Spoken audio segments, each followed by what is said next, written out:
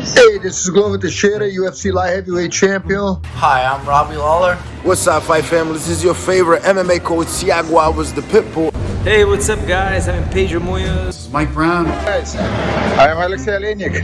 And welcome. And welcome. And welcome. And welcome. And this is We Want One Picks. And you're watching We Want Picks. To We Want Picks. We Want Picks. To We Want Picks. To We Want Picks. Hi everybody from American Top Picks.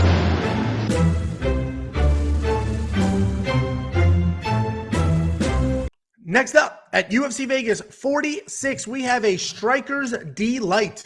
We've got two guys that possess more power than any human being needs in Joaquin Buckley versus Abdul Razak Alhassan. Joaquin Buckley is 13-4 overall, 3-2 in his last 5. He's coming off a solid TKO win just a few months ago. Abdul Razak Alhassan is 11-4 overall, 2-3 in his last 5, but he's coming off of that awesome knockout win over Alessio Chiricchio. I can never pronounce. I'm Italian. I never pronounce that correctly. He's not Italian, but that's an Italian last name. Joaquin Buckley is the proud owner of the greatest knockout in UFC history. If you haven't seen it, well, here you go. Joaquin Buckley is short. He is thick, and he comes at you with big power, and he comes in hot. He has really good forward movement, but he doesn't cut too many angles. He comes at you straight on with that speed, with power, and he does a great job just ripping the body and then working up to the head. He has a performance of the night bonus in every single one of his UFC wins, and he will definitely be looking for another one against Alhassan.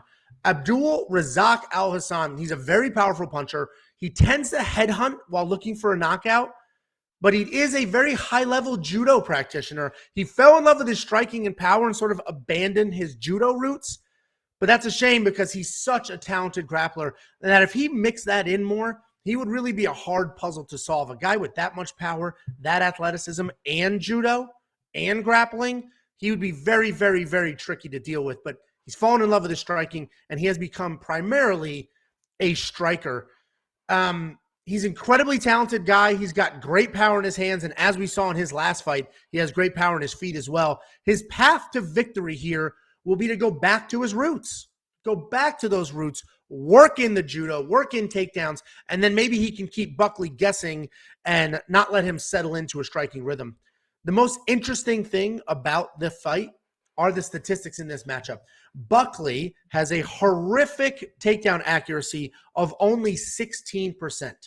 But he has attempted takedowns in every single UFC fight except one. So he's looking for takedowns in all of his fights. He's just not getting them. And that's surprising because he's a dominant striker, and most of the time there's absolutely no reason for him to be shooting takedowns.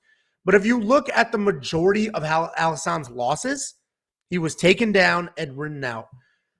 I don't think that's Buckley's path here, to take down Alhassan and ride him out, especially not with that 16% takedown accuracy. I think Buckley needs to pick up the pace, come forward, cut angles, which he doesn't normally do, and he can break Razak. But Alhassan has very good counter-striking and can absolutely catch Buckley on the way in. Listen, I like Buckley here, but I am not sleeping on Alhassan's power, timing, or counter-striking. I think Razak is probably the more dangerous fighter, which sounds crazy especially after I just showed you that knockout of Buckley. I think Hassan's the more dangerous fighter. The problem is when he's on his back foot and he's letting people dictate, it doesn't bring the fight out in him.